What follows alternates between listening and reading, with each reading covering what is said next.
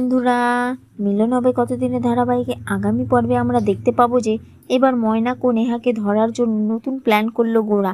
এলার বাপের বাড়িতে যখন প্রমোটাররা এসে জোর জবরদস্তি দখল করার চেষ্টা করে এবং বাড়ির সব জিনিস ভাঙচুর করে, তখন গোরা সেটা সেখানে বসে বসে দেখে এবং এলার মামি ও মা গোরার সামনে হাত জোর করে রিকোয়েস্ট করলেও গোরা সেটা শুনে না এবং তাদের সবার সামনে কোনো সাহায্যও করে না। কিন্তু গোরা সবার নজরের আড়ালে এলাকে হেল্প করে এবং তার বাপের বাড়ি বাঁচানোর জন্য শহরের সবথেকে বড় অ্যাডভোকেটের সাথে যোগাযোগ করে এবং তাদের ওই বাড়িতে থাকার জন্য 1 মাসের স্টে অর্ডার বের করে আনে।